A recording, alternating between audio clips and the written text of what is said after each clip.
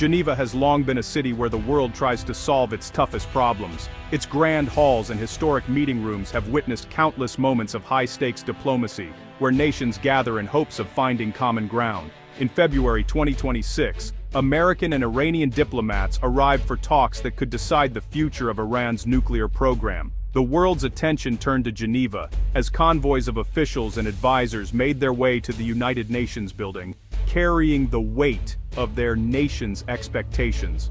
The setting was careful, almost tense. Every detail, from the seating arrangements to the choice of translators, was meticulously planned to avoid misunderstandings and signal respect. For months, the world had watched rising disputes between Tehran and Washington. News outlets broadcast every statement, every accusation, fueling uncertainty and anxiety across continents. Now, the stakes felt higher than ever.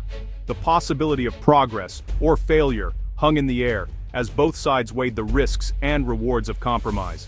These negotiations follow years of ups and downs. Previous attempts at dialogue have seen moments of hope, but also deep disappointments and setbacks.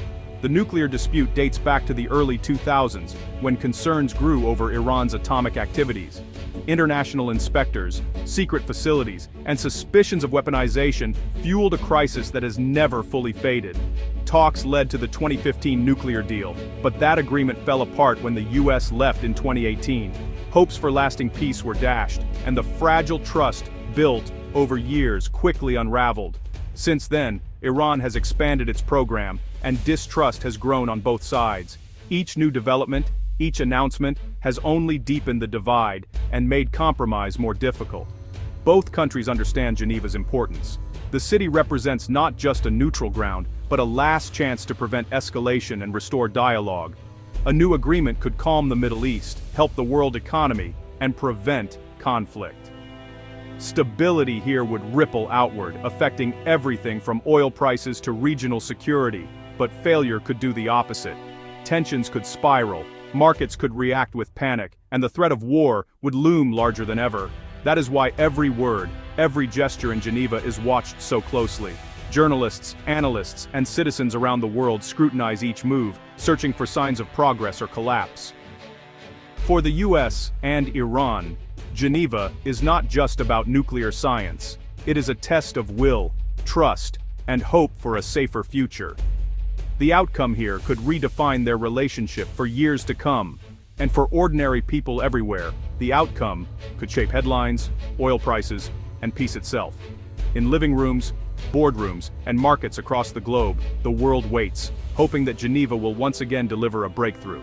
Before the talks even began, there was a flurry of secret messages moving quietly behind the scenes. Diplomats from several countries exchanged confidential notes, each one carefully worded to avoid misunderstandings or leaks. Oman, a small Gulf nation known for its quiet diplomacy and trusted by all sides, played the role of discreet go-between. Its reputation for neutrality made it the perfect channel for sensitive communications. Iranian officials worked closely with Omani diplomats, spending hours in private meetings to shape a new proposal that could move the process forward. The aim was to break the deadlock that had stalled progress for months, and to offer something the US might actually consider. The proposal was delivered with great care, ensuring that every detail was communicated clearly and securely. Details were shared in private, with Oman's foreign minister quietly handing over Iran's new ideas to American envoys, away from the cameras and public scrutiny. This method allowed both sides to test each other's reactions in a safe environment before making any public statements in Geneva. Oman's steady hand and calm approach helped keep tempers cool during tense moments, preventing arguments from escalating. Iran's offer included new limits on its nuclear work, signaling a willingness to compromise and address international concerns. It also made suggestions for how to ease sanctions and set up clearer rules to prevent misunderstandings in the future, aiming for more stability. The proposal did not answer every problem, but it showed a real willingness to talk, to listen, and to try new approaches that might lead to progress. Oman's role proves that skilled mediators can make a real difference, even when the odds seem stacked against diplomacy. With nerves running high and trust in short supply, trusted middlemen like Oman can help both sides save face, keep the conversation going, and prevent talks from breaking down entirely. Iran's proposal covers several important points that are central to the ongoing negotiations. These points are designed to address the concerns of both Iran and the international community, aiming to build trust and transparency. First, the proposal suggests new and stricter limits on how much uranium Iran can enrich, as well as for how long these limits would remain in place. The main goal here is to demonstrate that Iran's nuclear program is strictly peaceful and not intended for military use. To support this, Iran has offered to keep its enrichment levels well below what would be needed to make a nuclear bomb, signaling a willingness to compromise on a key issue. Second, the plan lays out a clear timeline for these commitments. Iran is open to limiting enrichment activities for several years, though it insists these restrictions cannot last indefinitely. In return, Iran is asking for some economic sanctions to be lifted early in the process, with the promise of more relief if it continues to meet its obligations. This step-by-step approach is meant to build confidence on both sides and encourage ongoing cooperation. Third, Iran has put forward ideas about the fate of its enriched uranium stockpile. Some of the material could remain in Iran, but only under strict international monitoring and verification. The rest could be shipped abroad to ensure it is not diverted for weapons use. Tehran wants to prove it is not hiding anything, while also maintaining its right to a peaceful nuclear program for energy and research. The proposal is detailed and ambitious, but it is not perfect. Each point serves as a starting place for further discussion, rather than a final answer. Both sides see elements they support, as well as areas they want to change or clarify. Still, the offer represents a significant step forward and a real move toward possible compromise, keeping the door open for future progress and mutual understanding. The biggest disagreements in Geneva center on two things. First, how long should Iran stop or limit enrichment of uranium? The US wants a long pause, over a decade. Iran says that is unfair and wants a shorter period. Second, there is a fight over nuclear material. The US wants most enriched uranium shipped out of Iran, so it cannot be quickly turned into a bomb. Iran insists it should be allowed to keep some material for peaceful uses, under strict checks. Both sides feel strongly. For the US, letting Iran keep material feels risky. For Iran, sending material away feels like giving up its rights. Each side fears being tricked or left with a bad deal. These issues have blocked deals in the past and could do so again. Finding a middle ground is hard, but not impossible. Diplomats hope creative solutions, like storing material under international watch, might close the gap.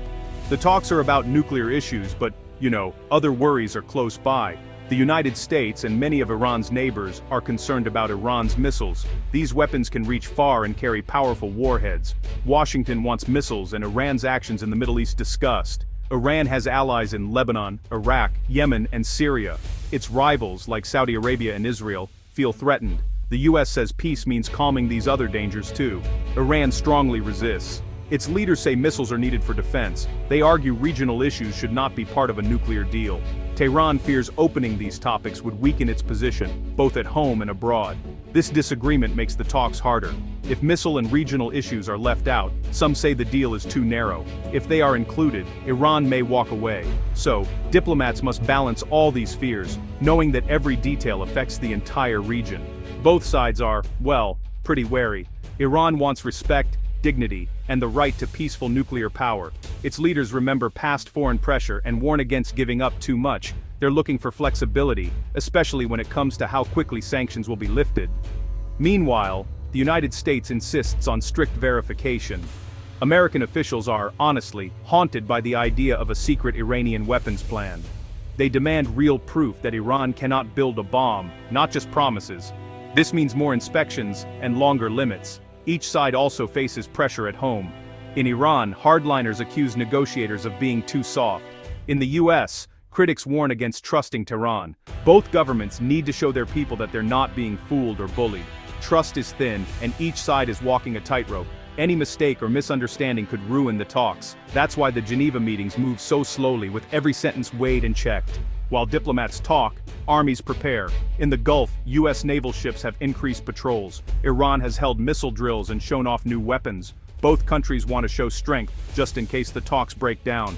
This buildup is meant as a warning. Each side hopes to pressure the other but also to reassure their allies. For the United States, military moves show support for Israel and Gulf states. For Iran, displays of power send a message to its own public and its rivals. The danger here is honestly pretty clear.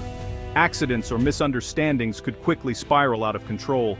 Even a small clash at sea or a drone strike could ruin months of patient diplomacy. The military buildup adds urgency to Geneva.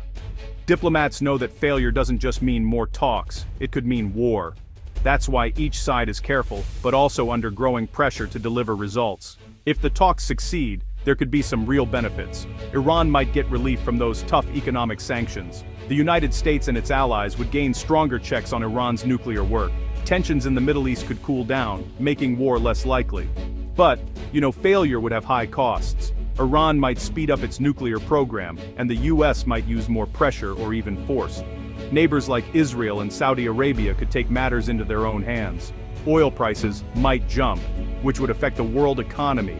Success could open doors for more talks on other problems, like missiles or regional peace. Failure could close those doors and make future deals much harder. For both sides, this really is a moment of risk and opportunity. What happens in Geneva could shape the region and the world for years to come. Today, the talks are at a standstill. Both sides have paused, just waiting for the other to move. Officials say more talks are possible, but honestly, no one knows when. The world watches, nervous and uncertain. Why does this matter for everyone? Iran's nuclear program and US policy, touch oil prices, global trade, and even the risk of war. A deal could bring new hope, but failure could bring new dangers, from the Middle East to Europe and beyond. Geneva is a test, not just of Iran and America, but of diplomacy itself. Can old rivals find enough trust to stop a crisis, or will fear and suspicion win again? The answer isn't clear, and the world holds its breath. For now, the outcome is in the hands of careful negotiators and cautious leaders. What they decide will shape the headlines and maybe even the future for all of us.